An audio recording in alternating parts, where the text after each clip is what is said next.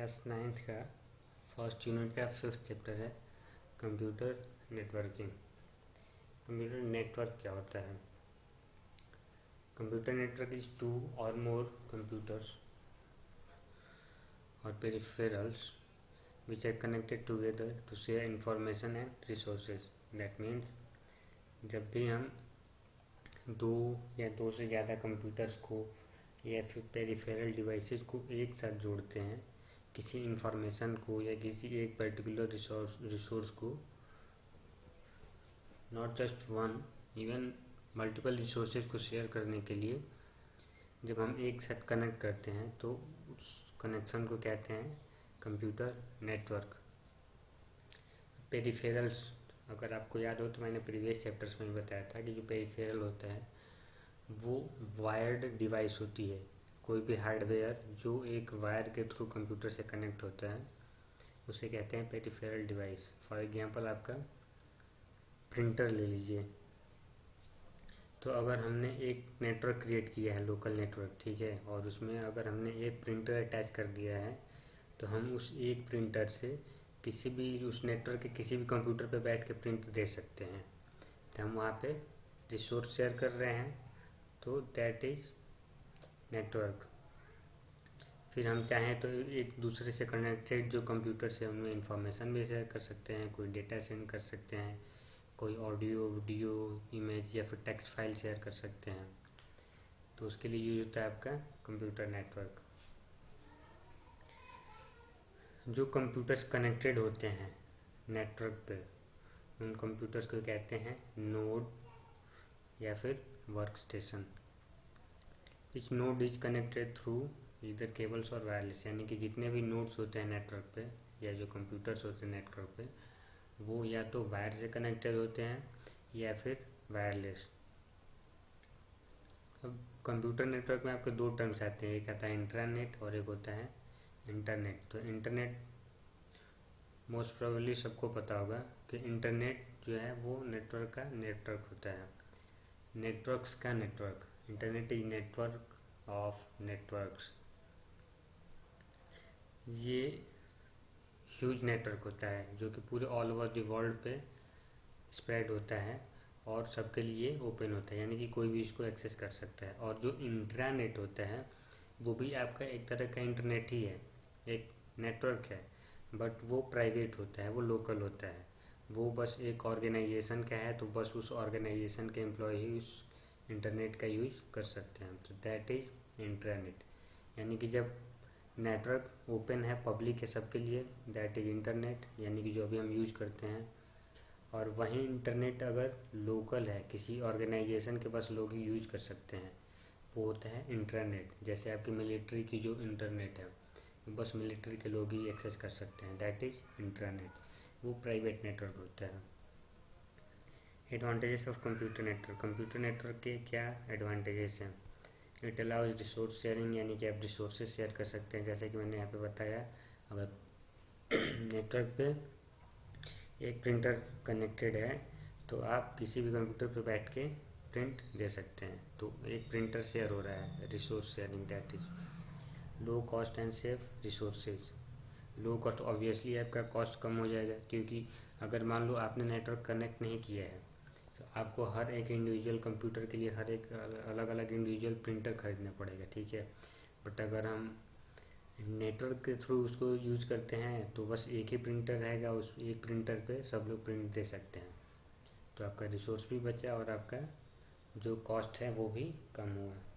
Expansion possibility, यानी कि इसको इजीली एक्सपेंड कर सकते हैं। मान लो अगर हमने बस 4 कंप्यूटर को कनेक्ट किया है, अगर हम चाहते हैं उसमें और कनेक्ट कर दे तो बस वायर लगाएंगे कनेक्टर के थ्रू और उसको एक्सपेंड कर देंगे अपने नेटवर्क को।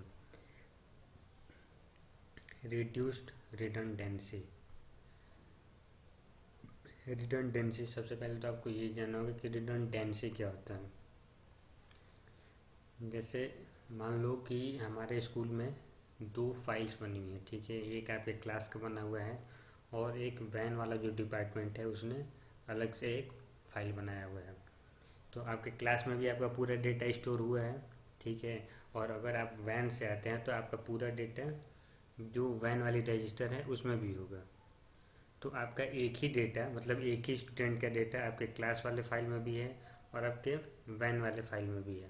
एक ही डेटा आपके मल्टीपल जगह है, तो इस चीज़ को कहते हैं रिडंडेंसी। अगर आप नेटवर्क यूज करते हैं तो उसमें क्या होता है कि आप डेटा बस एक जगह रखते हैं, ठीक है, और जब भी आपको ज़रूरत होती है एक कंप्यूटर पे, आप वहाँ से वो डेटा उठा सकते हैं। आप बस उसका कोई आईडी वगैरह रखेंगे कि ये आईडी का स्टूडेंट हमारे वैन से आता है, तो जब भी उसको आपके इंफॉर्मेशन की नीड होगी, वो वहाँ से नेटवर्क पे से आपका डेटा रिट्रीव कर सकता है। तो जो मल्टीपल कॉपी बन रही थी पहले कि यहाँ पे भी डेटा रखो, वहाँ पे भी डेटा रखो, अब उसकी ज़रूरत नहीं पड़ेगी। बस नेटवर्क पे किसी भी एक कंप्यूटर पे डेटा सेव रहेगा और बाकी हर जगह आप उसको एक्सेस कर सकते हैं। हर जगह उसको रखने की ज़रूरत नहीं है। तो यहाँ पे आपका जो रिडंडेंसी है वो रिड्यूस होगा, यानी कि जो मल्टीपल कॉपीज बन रही थी वो अब नहीं होंगी, वो रिड्यूस हो जाएगा। All types of file such as text, audio, video, graphics can be shared easily, यानी कि हर टाइप के फाइल को आप इजीली शेयर कर सकते हैं।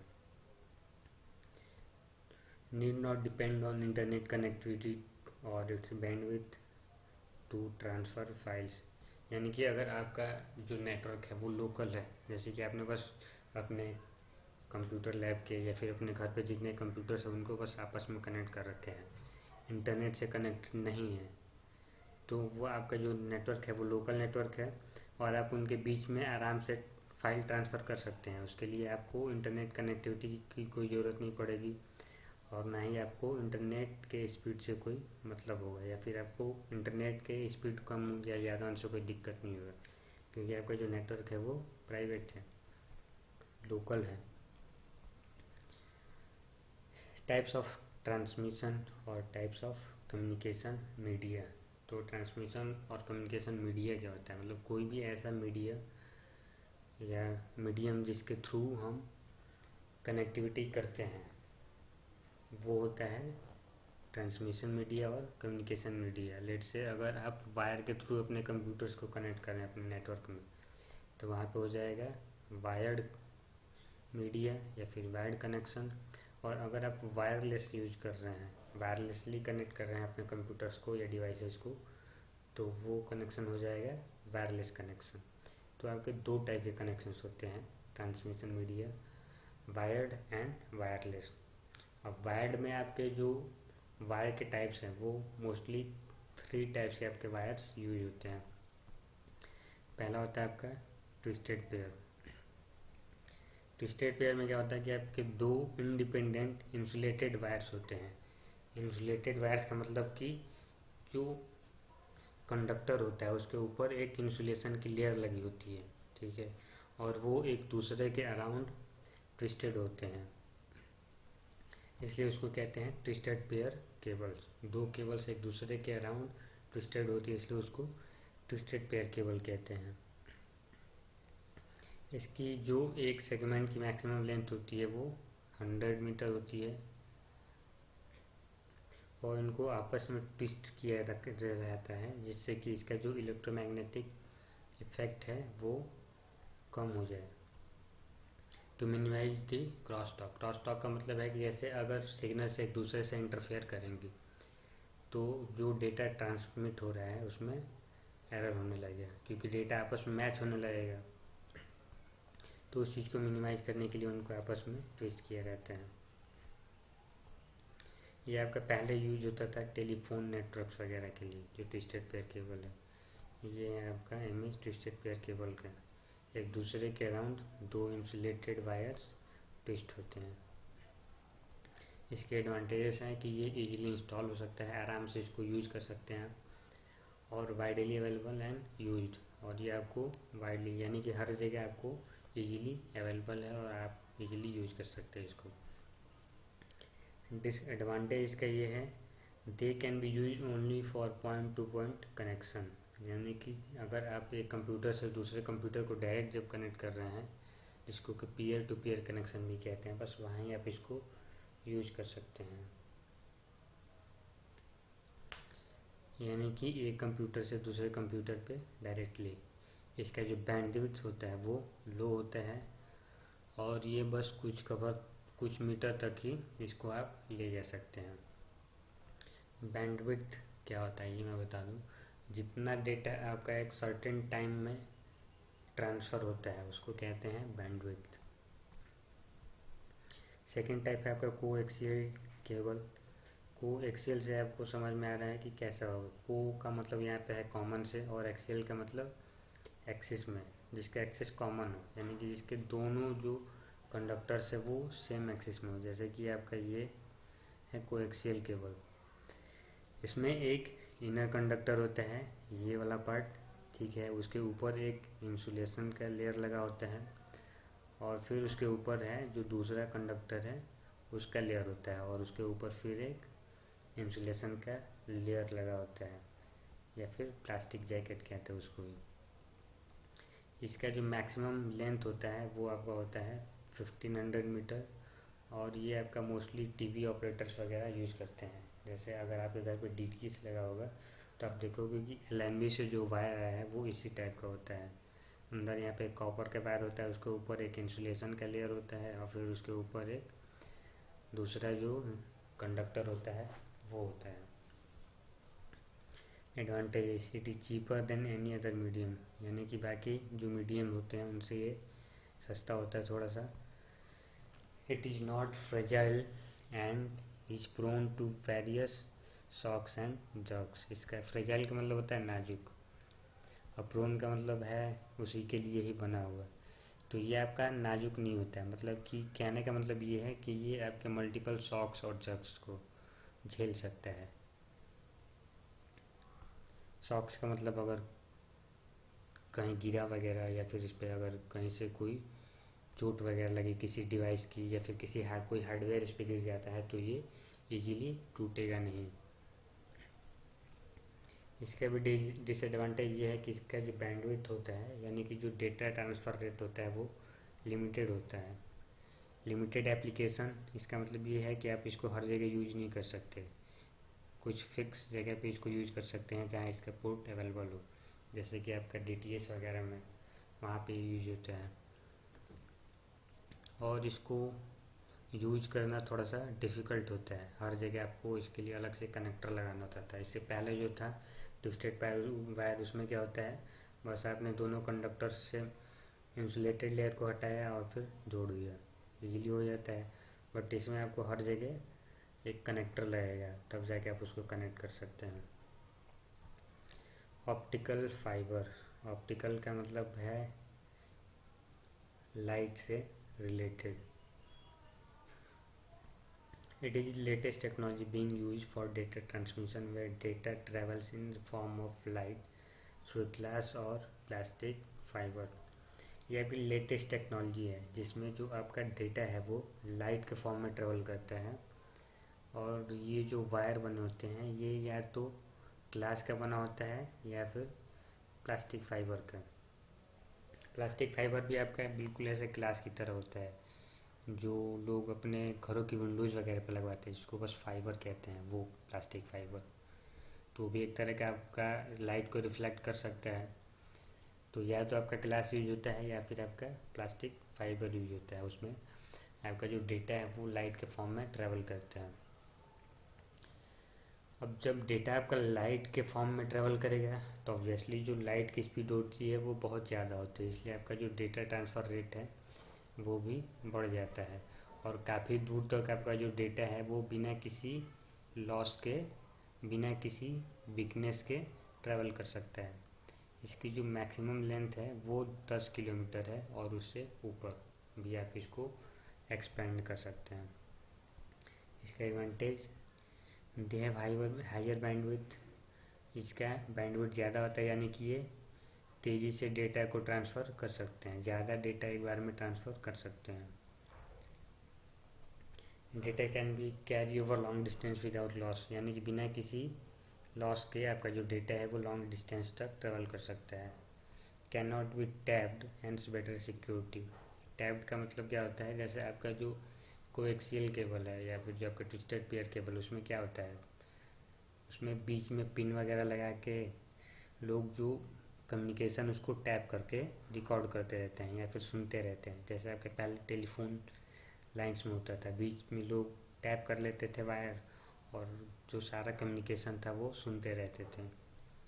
बट ये जो है इसको आप टैप नहीं कर सकते क्योंकि ये ग्लास का होता है, इसलिए इसकी सिक्योरिटी जो है वो बेटर होती है, यानी कि आपके डेटा की सिक्योरिटी होती है। डिसएडवांटेज ये है कि इसका जो कॉस्ट है वो हाई होता है और दे आर फ्रेजाइल, यानी कि ये काफ़ी नाजुक होते हैं, थोड़ा सा भी अगर झटका लगा तो ये टूट जाएंगे। Joining optical cables requires trend labour, यानी कि इसको जोड़ने के लिए जो लेबर्स होंगे उनको ट्रेंड करना पड़ेगा, या फिर जो भी वर्कर्स होंगे, जो इंजीनियर होंगे, उनको ट्रेनिंग देनी पड़ती है कि कैसे आप इनको कनेक्ट करेंगे। जो सेकंड आपका कनेक्शन टाइप है वो है वायरलेस कनेक्शन। जब भी हम बिना वायर के अपने कंप्यूटर्स को कनेक्ट करते हैं किसी इलेक्ट्रोमैग्नेटिक वेव, रेडियो वेव के थ्रू, तो उसे कहते हैं वायरलेस कनेक्शन। अब आपके वायरलेस कनेक्शन में जो फर्स्ट आता है वो है आपका माइक्रोवेव। ये एक तरह का रेडियो वेव का बीम होता है, ठीक है, जिसके थ्रू आप डेटा को ट्रांसफ़र कर सकते हैं। इसके साथ दिक्कत ये है, the main disadvantage of microwave signal is they can be affected by bad weather, यानी कि जो ख़राब मौसम में ये इफ़ेक्ट हो सकते हैं, स्पेशली रेन। लेट्स से जैसे कि आप अगर टीवी वगैरह यूज कर रहे हैं, ठीक है, डीटीएच वगैरह, तो वो अगर माइक्रोवेव पे चल रहा है तो क्या होता है, जैसे बारिश होती है वैसे आपका जो टीवी का कनेक्शन है वो कट हो जाता है। तो ये इसके साथ डिसएडवांटेज है। Radio wave, it was the first wireless communication technology and it still serves a purpose, यानी कि ये सबसे पहला वायरलेस कम्युनिकेशन टेक्नोलॉजी था और अभी भी ये कहीं ना कहीं यूज किया जाता है। मोस्टली आपका जो ब्रॉडकास्टिंग होता है ऑडियो वगैरह का या रेडियो ब्रॉडकास्ट होता है वो आपका रेडियो वेव्स के थ्रू होता है। इंफ्रारेड एक टाइप की लाइट होती है जो कि इनविजिबल होता है, जो हमारी आंखों से दिखाई नहीं देती है। ये आपका मोस्टली यूज होता है टीवी रिमोट्स वगैरह में, और ये बस आप 50 फीट के एरिया के अंदर यूज कर सकते हो, उससे ज़्यादा डिस्टेंस ये ट्रैवल नहीं कर सकता। जो इंफ्रारेड है वो आपका स्लो होता है और हर एक डिवाइस के साथ कंपेटेबल नहीं होता है, यानी कि आपका जो टीवी है वो जिस डिवाइस के साथ कंपेटेबल होगा, जो उस इंफ्रारेड रेज को रीड कर सकते हैं, बस वही टीवी या फिर डिवाइस उसके थ्रू आप कंट्रोल कर सकते हैं, बाकी डिवाइसेस को कंट्रोल नहीं कर सकते। ये इसका डिसएडवांटेज है। Satellite, when the signal is sent near the satellite, then satellite amplifies the signal and sends it back to the antenna receiver, which is located on the surface of Earth. It is widely spread all over the world to allow users to stay connected almost everywhere on the Earth. Satellite signals में क्या होता है कि आपका एक satellite अर्थ के around, एक या फिर मल्टीपल कह सकते हैं आप, अर्थ के अराउंड आपका लॉन्च कर दिया जाता है। फिर ग्राउंड जो स्टेशन होता है वहाँ से सिग्नल सेंड किया जाता है सैटेलाइट के पास, और सैटेलाइट उस सिग्नल को एम्पलीफाई कर देता है, यानी कि उसकी जो फ्रिक्वेंसी है उसको इंक्रीज़ कर देता है, और उसको इंक्रीज़ करके फिर ग्राउंड पे यानी कि अर्थ के सरफेस पे ट्रांसफ़र करता है, और जो रिसीवर एंटीना वगैरह लगे होते हैं वो इसको रिसीव करके जो डेटा है, जो भी डेटा है, चाहे वो आपका टीवी का डेटा है या फिर इंटरनेट का डेटा है, उसको आप यूज करते हो। ये आपका मोस्ट प्रोबेबली अर्थ के हर एक कॉर्नर पे अवेलेबल होगा जहाँ तक सैटेलाइट का रेंज जाएगा। Bluetooth is radio frequency that allow transmission through walls and other objects. ये एक ऐसे टाइप के रेडियो फ्रिक्वेंसी यूज करता है जिसके थ्रू आप वॉल से किसी ऑब्जेक्ट के आर पार भी डेटा को ट्रांसफ़र कर सकते हैं। ये आपका शॉर्ट रेंज कम्युनिकेशन के लिए यूज किया जाता है। नेक्स्ट है आपका वाईफाई, मीन्स वायरलेस फिडेलिटी, इसका फुल फॉर्म FIDALITY। वाई का मतलब वायरलेस और फाई का मतलब fidelity. It allows computers and other devices to connect to wireless routers and therefore other systems on the network. इसमें क्या होता है कि आपका एक राउटर होता है और उस राउटर के थ्रू आप वायरलेस कनेक्ट होते हैं, और जैसे ही आप कनेक्ट होंगे इस राउटर से, तो इस राउटर से जितने भी डिवाइसेस कनेक्टेड होंगे आप उन सारे डिवाइसेस से भी कनेक्टेड हो जाएंगे।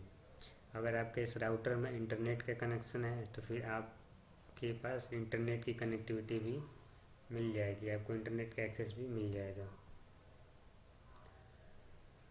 वाईफाई का जो रेंज होता है वो, और जो इसका बैंडविड्थ होता है, वो दोनों ही ब्लूटूथ से ज़्यादा होता है। इसलिए आपका जो पहले, जैसे आपका पहले डेटा ट्रांसफ़र करने के लिए क्या यूज़ होता था, दो फ़ोन्स के बीच में वाईफाई या ब्लूटूथ का यूज़ होता था। फिर उसी चीज़ को वाईफाई के थ्रू कर दिया गया। आप शेयर इट वगैरह यूज़ करते हैं जिसमें आपके एक फ़ोन का हॉटस्पॉट ओपन होता है और दूसरे फ़ोन का वाईफाई ओपन होता है, और दोनों एक दूसरे से कनेक्ट करके डेटा ट्रांसफ़र करते हैं, क्योंकि इनका रेंज भी ज़्यादा होता है और बैंडविड्थ भी ज़्यादा होती है, यानी कि आप जल्दी से डेटा को ट्रांसफ़र कर सकते हैं in comparison of Bluetooth. Wired और वायरलेस कनेक्शन में क्या डिफरेंस होता है? It provides reliability and stability and the signal is not influenced by other connections. आप इस पर ट्रस्ट कर सकते हैं। ट्रस्ट ऐसे कर सकते हैं कि आपका जो वायरलेस नेटवर्क होता है उसमें अदर नेटवर्क का इंटरफेयर हो सकता है।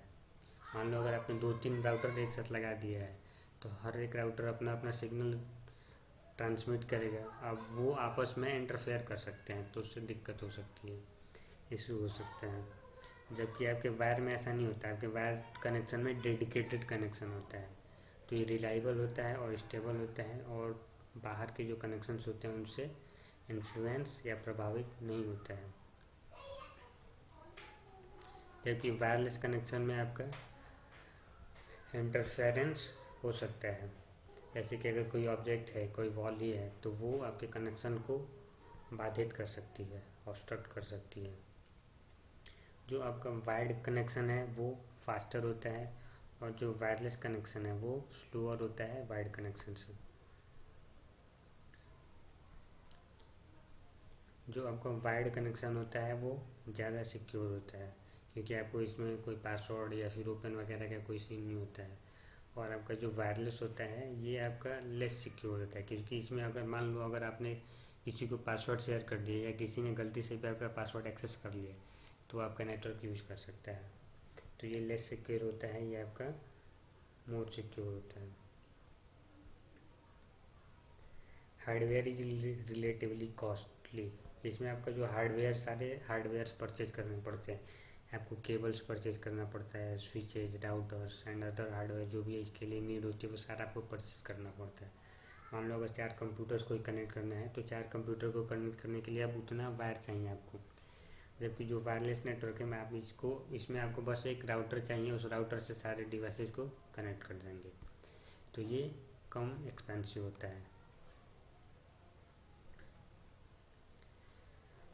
Wired networks can be inflexible in terms of mobility, यानी कि जो वायर्ड नेटवर्क्स होते हैं उनको एक जगह से दूसरी जगह ले जाना थोड़ा सा मुश्किल होता है, इसलिए ये इनफ्लेक्सिबल होता है। और जो वायरलेस नेटवर्क होता है इसको आप आसानी से एक जगह से दूसरी जगह ले जा सकते हैं। जैसे आपका वाईफाई राउटर है, राउटर उठा के ले जाएंगे दूसरी जगह जहाँ लगाना है, वहाँ से वायर लगा के कनेक्ट कर देंगे, फिर आप वहाँ पे अपना नेटवर्क यूज कर सकते हैं। Wired network installation can take longer, यानी कि वायर्ड नेटवर्क को इंस्टॉल करने में आपका ज़्यादा टाइम लग सकता है। एक एक वायर को कनेक्ट करेंगे, एक एक डिवाइसेस को कनेक्ट करेंगे, तब जाके कनेक्ट होगा। और जबकि जो आपका वायरलेस है इसको आप इजीली और फास्टर इंस्टॉल कर सकते हैं। बस आपको एक राउटर सेटअप करना होता है और उसके बाद उस राउटर से सारे डिवाइसेस को कनेक्ट कर देंगे। अब यहाँ पर राउटर और बैंडविड्थ का दोनों का डेफिनेशन दिया हुआ है, मैंने बैंडविड्थ आपको बता दिया है। राउटर एक डिवाइस होती है जिसके थ्रू आप इंटरनेट एक्सेस कर सकते हैं। ये आपका बेसिकली ऐसे एक सेंट्रल हब की तरह होता है। इसमें बस ये थोड़ा सा इंटेलिजेंट होता है हब से, क्योंकि ये राउट कर सकता है, मतलब पर्टिकुलर राउट्स, एक डेटा को एक जगह से दूसरी जगह ले जाने के लिए मल्टीपल राउट्स प्रोवाइड करवा सकता है। राउट्स का मतलब रास्ता दिखाने वाला, राउटर का मतलब होगा। तो अगर मान लो एक अगर राउट एंगेज्ड है दूसरे डिवाइस के साथ, तो दूसरे राउट के थ्रू आप डेटा ट्रांसफ़र कर सकते हैं, राउटर से कनेक्टेड है तब। Types of computer network, basically अब ये 3 टाइप्स के होते हैं, कहीं आपका 4 दिया हुआ है, कहीं 6 टाइप का दिया हुआ है। आपके बुक में 4 दिया है तो हम 4 टाइप का पढ़ेंगे। फर्स्ट है आपका personal area network, pan. Personal area network आपका जो है वो जैसे आपने राउटर के थ्रू या किसी एक डिवाइस के थ्रू अपने घर के जितने भी डिवाइस हैं उनको कनेक्ट कर रखा है, जैसे कि आपका लैपटॉप, आपका फ़ोन, आपका टैबलेट, उन सबको अगर एक साथ कनेक्ट कर रखा है तो वो जो नेटवर्क होगा उसको कहते हैं personal area network. PAN is a computer network organise around an individuals work space, यानी कि आप जहाँ पे भी काम करते हैं या फिर जहाँ पे भी आप बैठ के अपना डिवाइसेस यूज करते हैं, उसके अराउंड आपने जो भी डिवाइसेस कनेक्ट करके एक नेटवर्क क्रिएट किया उसको कहते हैं pan, personal area network. Personal area network है वो आपका जनरली 10 मीटर तक का रेंज कवर करता है, यानी कि 30 फीट तक का। ऐसे मान लो एक किसी पर्टिकुलर पर्सन का होम या उसके होम का भी आधा 2 या 3 रूम तक, ऐसे मान के चलो। जो पर्सनल एरिया नेटवर्क ब्लूटूथ को यूज करके क्रिएट किए जाते हैं उनको कहते हैं पिकोनेट्स। ये टर्म याद रखना, पिकोनेट इम्पॉर्टेंट है। इम्पॉर्टेंट है का मतलब कि ये आपका कहीं भी पूछा जा सकता है। जैसे आपका जो निब्बल वाला टर्म है वो आपका मोस्टली पूछा जाता है कम्पिटिटिव एग्जाम्स में। फिर आपका है local area network. A network in a confined area such as an office, building और campus is called local area network. यानी कि अगर आपका नेटवर्क किसी एक पर्टिकुलर बिल्डिंग या ऑफिस वगैरह के अंदर सेटअप है तो उसको कहते हैं local area network. The purpose of LAN is to share resources, may be hardware resources such as printer या फिर मॉडेम, और software resources such as data and information. जो LAN सेटअप करने का पर्पज़ होता है वो होता है रिसोर्स को शेयर करना। अब वो रिसोर्स आपका हार्डवेयर हो सकता है, जैसे कि आप प्रिंटर, आपको मैंने स्टार्टिंग में बताया था कि आप नेटवर्क पे एक प्रिंटर को कनेक्ट करके उसको सारे डिवाइसेस से यूज़ कर सकते हैं। या फिर आपका कोई एक सॉफ्टवेयर, जैसे कि आपका कोई डेटा है या फिर कोई इंफॉर्मेशन है या फिर कोई भी एक एप्लीकेशन सॉफ्टवेयर आप शेयर कर सकते हैं LAN के थ्रू। मेट्रोपॉलिटन एरिया नेटवर्क यानी कि मैन,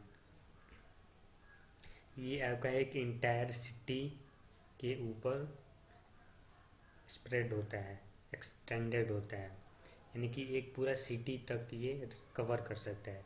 जैसे कि आपका जो टीवी केबल का कनेक्शन होता है, जैसे अगर आप सिटी वगैरह में रहते हो तो वहाँ पर टीवी का कनेक्शन आता है, आपको अलग से DTH वगैरह लगवाने की नीड नहीं होती है, बस वो कनेक्शन देते हैं वायर का और उसके थ्रू आप अपने टीवी में कनेक्ट करके वो सर्विस यूज़ कर सकते हैं।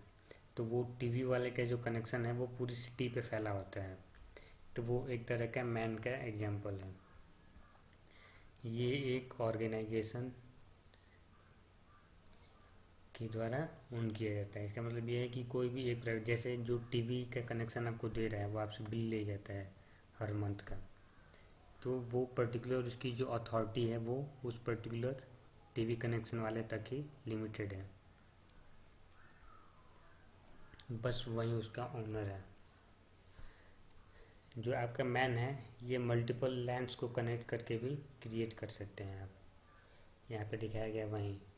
ये आपका first land, second, third, fourth and fifth, और इन 5 लैंड्स को कनेक्ट कर दिया जाता है एक सेंट्रल हब के थ्रू, और जब इन सबको एक साथ कनेक्ट कर देंगे तो ये जो सारा कम्बिनेशन होगा इसको कहेंगे man, metropolitan area network. Next है आपका WAN, wide area network. In wide area network, computers in the network are spread across cities, countries और continents. वाइड एरिया नेटवर्क में आपका जो कंप्यूटर्स का कनेक्शन होता है वो आपका पूरी सिटी पे भी एक्सटेंड हो सकता है, या फिर पूरी कंट्री में, या फिर पूरे कॉन्टिनेंट पे भी आपका स्प्रेड हो सकता है.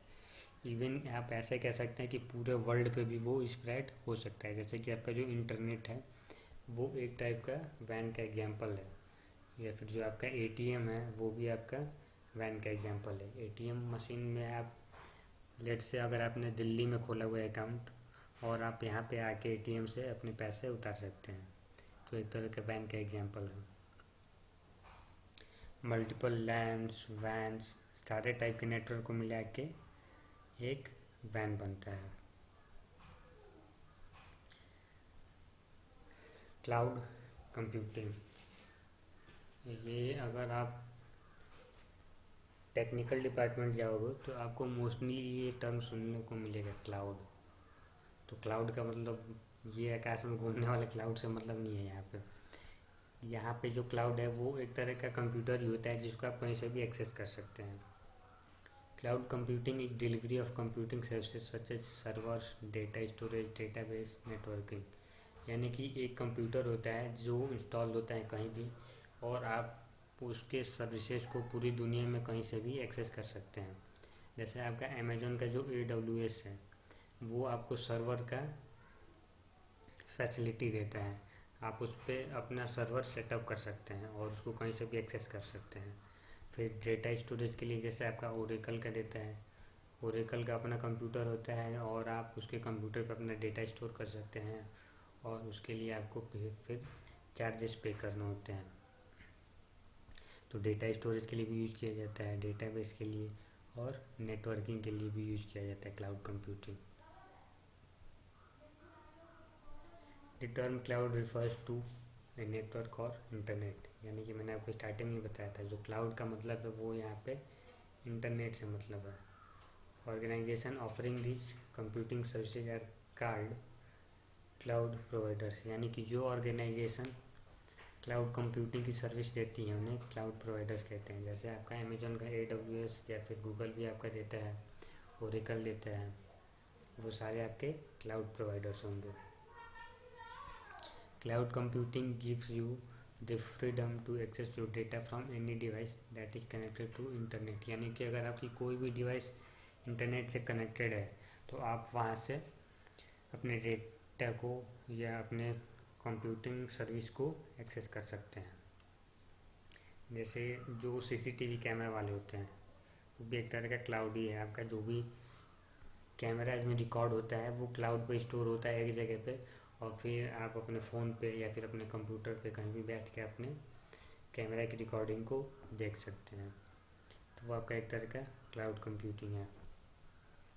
क्लाउड कंप्यूटिंग का यूज कहाँ पे होता है? नए ऐप्स और सर्विसेज क्रिएट करने के लिए भी लोग यूज़ करते हैं. फिर वेबसाइट और ब्लॉग्स को होस्ट करने के लिए. एग्जांपल में मैंने बताया था अमेजोन का AWS या फिर गूगल का भी आपका सर्वर मिलता है.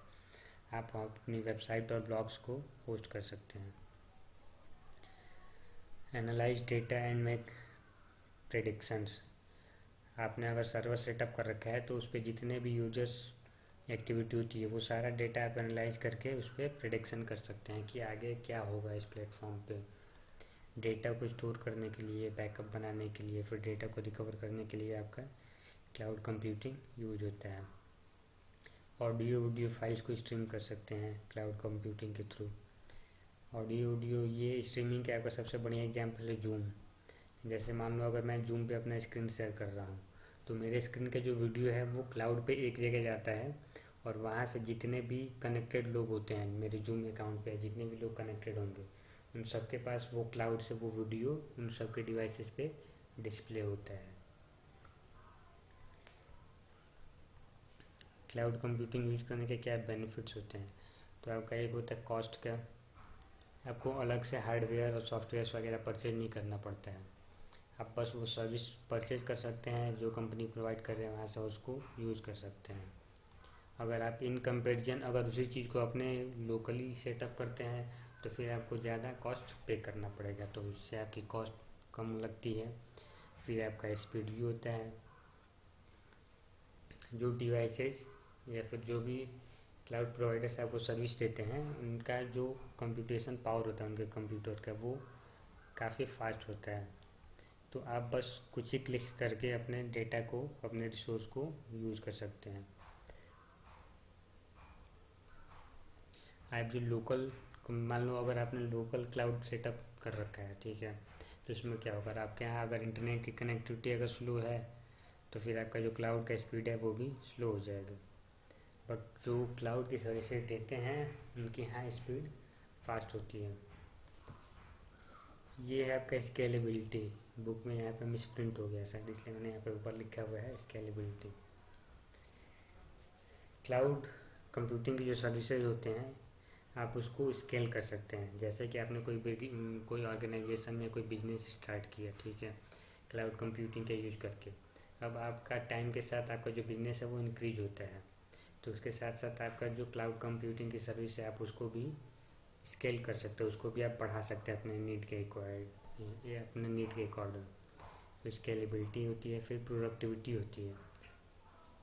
ऐसे मान लो अगर आपके कंप्यूटर ऑर्गेनाइजेशन में कोई एक प्रोसेस है जिसके लिए आपको डेटा स्टोर करना है या फिर कोई और पर्टिकुलर टास्क है, तो उसके लिए आप या तो खुद का सेटअप इंस्टॉल कर सकते हो या फिर कोई क्लाउड कंप्यूटिंग की कोई सर्विस परचेज कर सकते हो। बट दिक्कत यह है कि अगर आप खुद से इंस्टॉल करते हो तो फिर आपको उसमें एक टीम लगानी पड़ेगी अलग से जो उसको मैनेज करेगी उस सारे डेटा को। जबकि अगर आप क्लाउड कंप्यूटिंग परचेज करते हैं तो उसमें आपको अलग से टीम लगाने के लिए ज़रूरत नहीं पड़ेगी। आप जो टीम वहाँ लगाओगे आप उसी टीम को कहीं और लगा के अपने बिजनेस को आगे बढ़ा सकते हो। तो प्रोडक्टिविटी आपके ऑर्गेनाइजेशन की इंक्रीज हो जाती है। रिलायबिलिटी, जो क्लाउड कंप्यूटिंग सर्विसेज हैं वो आपके डेटा का हमेशा बैकअप बनाते रहते हैं।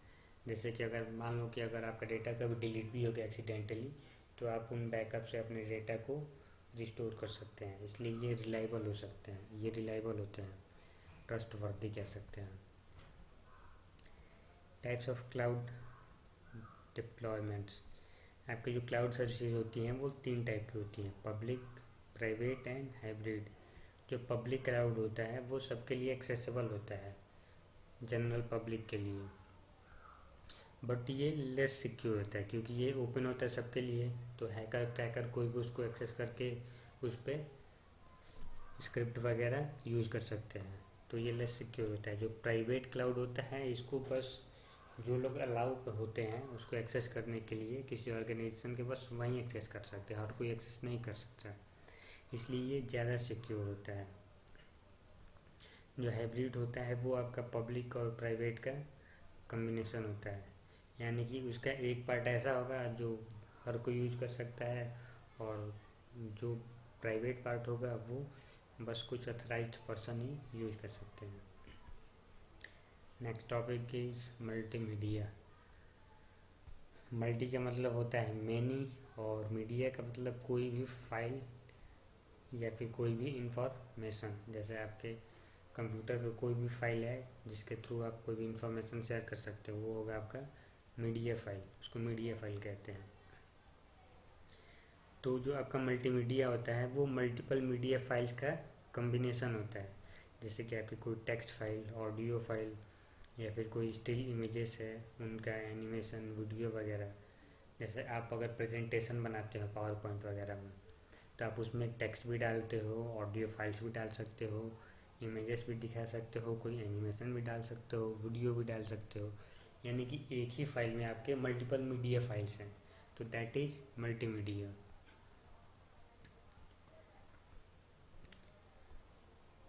जो मल्टीमीडिया में कंपोनेंट्स यूज हो सकते हैं वो है आपका टेक्स्ट, जैसा कि यहाँ पे ऊपर बताया गया है। टेक्स्ट हो सकता है, कोई ग्राफिक हो सकता है, ग्राफिक का मतलब कोई भी पिक्टोरियल रिप्रेजेंटेशन, जैसे आपने कोई वेक्टर ड्रॉ किया या कोई इमेज ड्रॉ किया या फिर कोई कार्टून ही आपने ड्रॉ किया तो वो एक तरह का ग्राफिक होगा।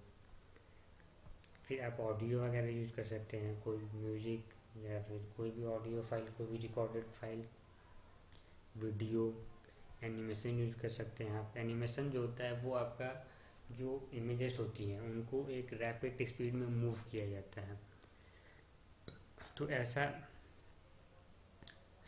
लगता है जैसे कि वो जो इमेजेस हैं वो मूव हो रही हैं। जैसे कि एक कार्टून है अगर मान लो, ठीक है, और उसके एक किसी मूवमेंट का अगर हम फ्रेम बाय फ्रेम इमेज बनाएं, उन सारे इमेजेस को एक साथ रैपिडली फास्ट स्पीड में अगर हम चलाते हैं तो ऐसा लगता है कि वो जो कैरेक्टर है वो मूव कर रहा है। तो उस चीज़ को कहते हैं एनिमेशन। जो आपके कार्टून नेटवर्क्स वगैरह पे आपको जो कार्टून के जो सीरियल्स एपिसोड्स वगैरह आते हैं वो सारा एनिमेशन होता है।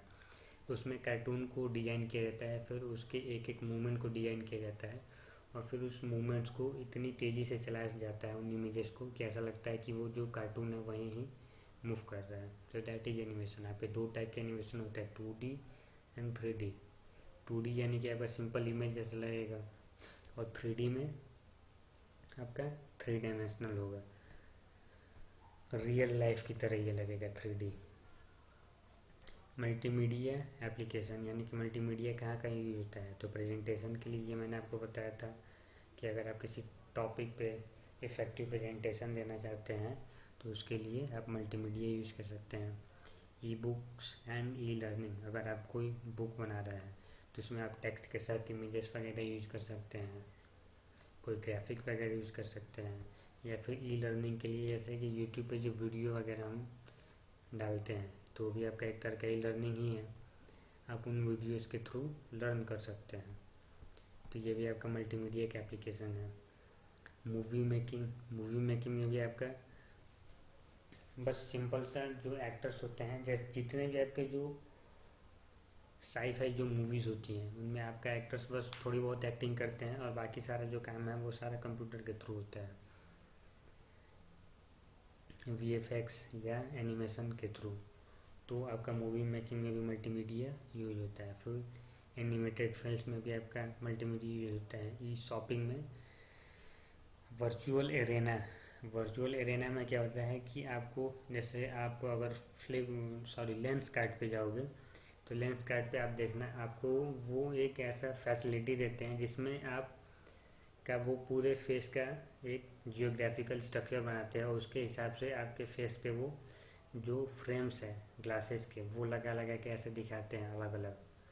तो वो चीज़ होता है वर्चुअल एरेना, यानी कि आप बैठे हो अपने घर पे और वर्चुअली आपको उससे पता लगेगा, ऐसा लगेगा कि जैसे आप वहाँ पे बैठ के उस चीज़ को ट्राई कर रहे हो। That is virtual arena. तो ई कॉमर्स में ये आपका यूज होता है, जैसे मैंने आपके एग्जाम्पल के लिए बताया लेंस कार्ट। आपका मिंत्रा वगैरह में भी ये चीज़ ऐड हो गया है। आप बस वहीं पे अपने घर पे बैठे बैठे अपना बस थोड़ा सा जो भी आपका स्ट्रक्चर है वो बताओ, उसके अकॉर्डिंग वो कपड़े आपके बॉडी पे लगा के दिखाएंगे कि आपके पे ये कैसा लगेगा। तो एग्जैक्टली आप अपने घर पे बैठे हो बट आपको वो दिखा रहे हैं कि आप वो कपड़े पहन के कैसे दिखोगे। तो वहाँ पे भी आपका मल्टीमीडिया का एप्लीकेशन यूज हो रहा है। तो that's all for this chapter.